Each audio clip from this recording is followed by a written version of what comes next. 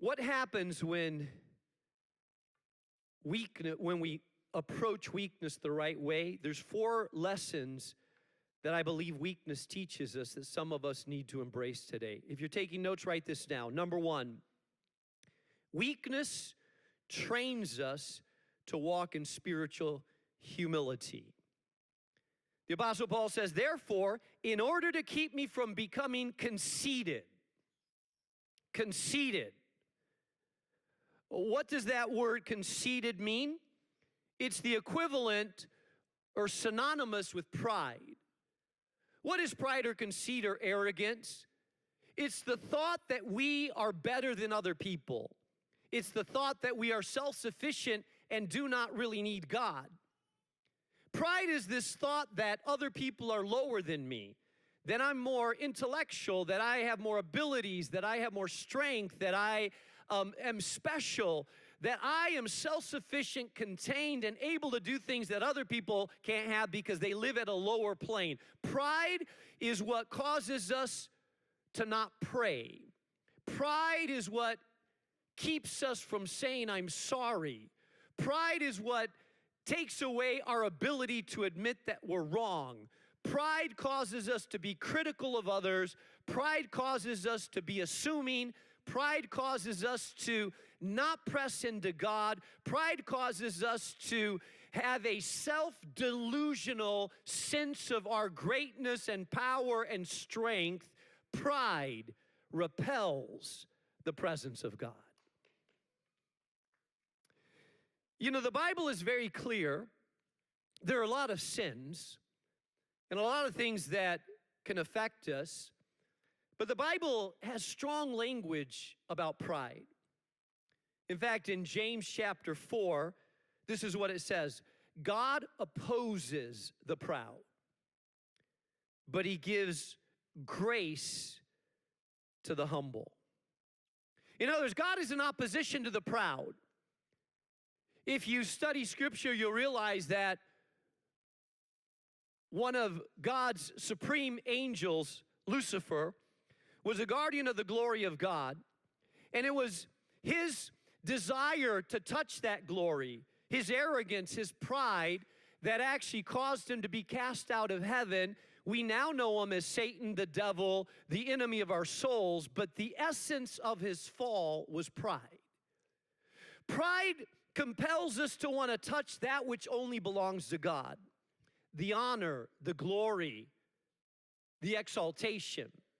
The things that the King of Kings deserves, we want to touch. We want it to be ours. We want to have some of it. We want to take on that which really only belongs to God. We want to rub against it. We want to say that it's ours. We want it to come in our direction. And the Bible is very clear about this, that God opposes the proud, not just that he wants to humble the proud, but he opposes it. If you want to repel God, let pride seep into your soul and your spirit.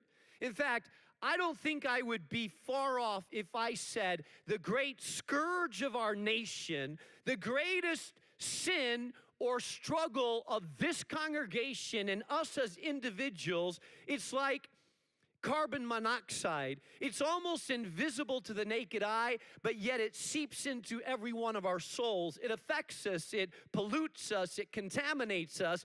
It sometimes goes unperceived because it can camouflage itself sometimes as hyper-spirituality. It can camouflage itself in a lot of different ways, but it is this innocuous, deadly, God-repelling attitude called pride.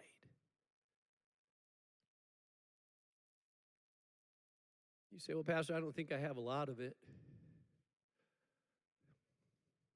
It's probably your pride speaking.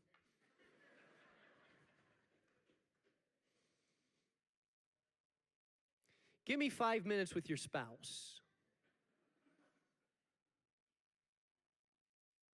And when she starts to saying, it's so hard for him to say he's sorry, admit he's wrong, confess to weakness. It's always got to be his way. He always makes everybody feel like he's the one right. Don't be poking them right now because I see you. Do it more discreetly. It's called pride. The Apostle Paul says that God actually did not answer his prayer in order to help him deal with his pride. Notice what it says. Therefore, in order to keep me from becoming conceited, I was given a thorn in my flesh. Now, there's been a lot of debate among theologians and scholars what exactly that phrase means. A thorn in my flesh. At first glance, it may seem like a splinter in your finger that annoys you occasionally when you're grabbing something. You realize, oh, I got a splinter in my finger.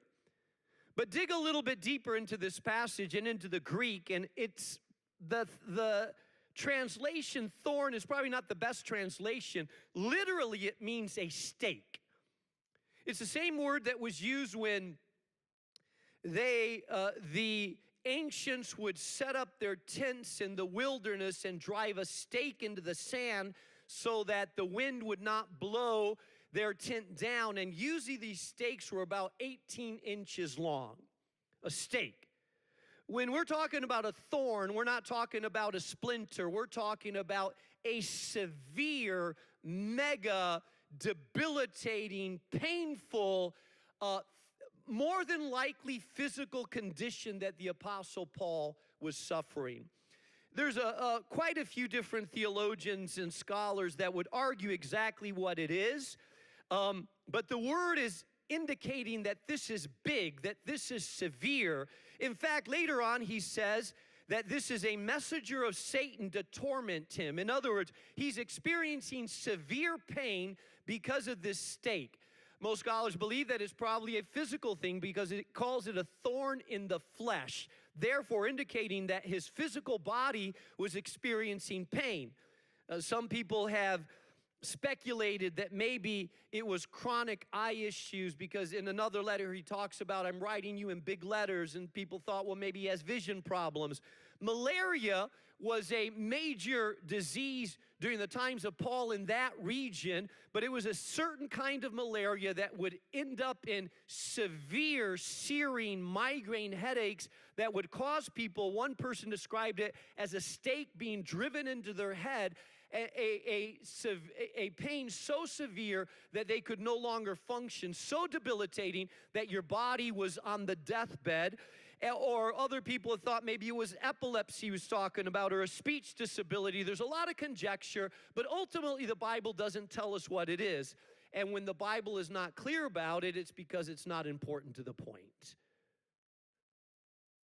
The point is that the Apostle Paul was experiencing severe physical pain, disease, ailment, so much so that he uses the word being tormented, or literally in the Greek it means beaten up, black and blue, severely boxed over because of this ailment. We also notice that this ailment was not just a physical thing, but this ailment had multiple dimensions to it. It's physical because he calls it thorn in the flesh. It's spiritual because he calls it a messenger of Satan. And it's emotional because he is begging God to take it away.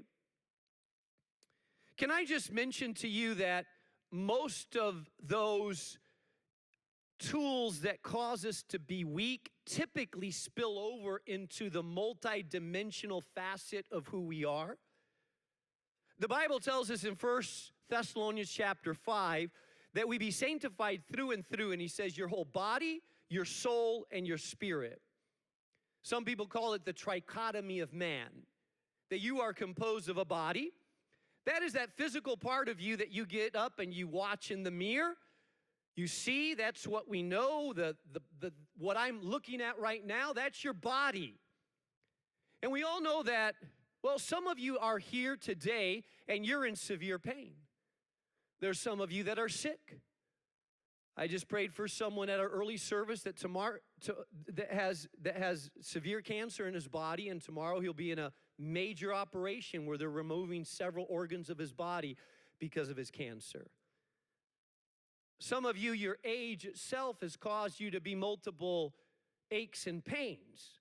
You're at a stage where you bend down to tie your shoe and you ask yourself, is there anything else I need to do while I'm down here? Some of you know what I'm talking about. You're at that point.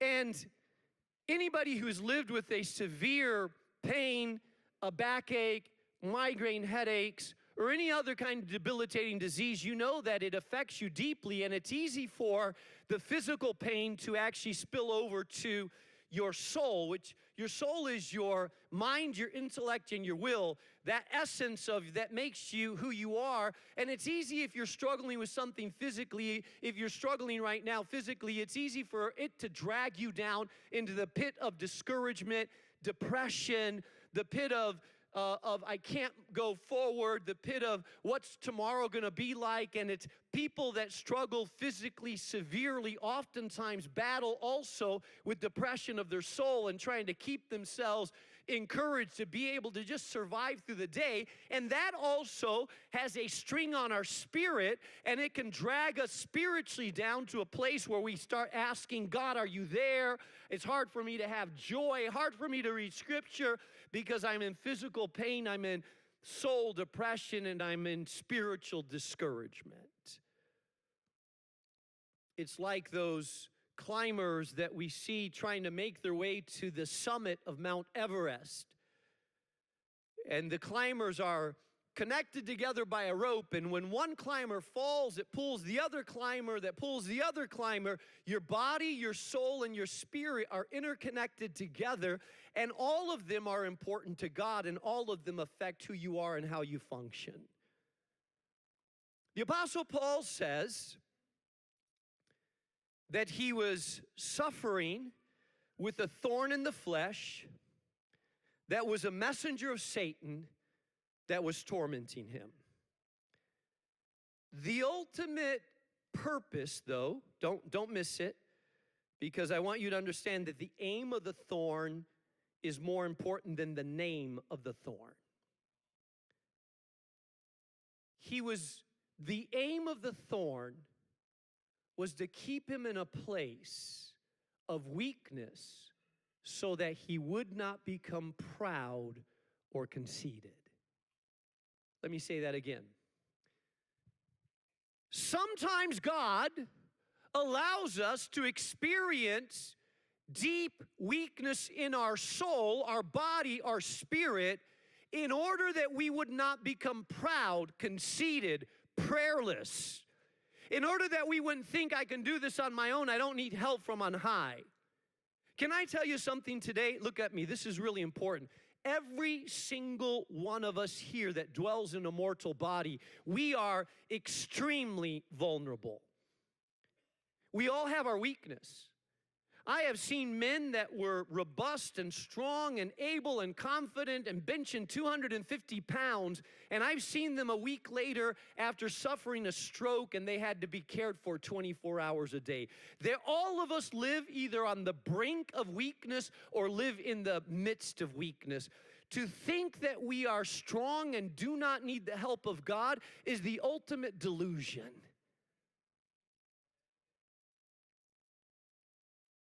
And God, the Apostle Paul acknowledges that with all his revelation and strength and personality and power and what he was doing, that God gave him a thorn in the flesh, allowed a thorn in the flesh specifically so that he would not become proud or conceited.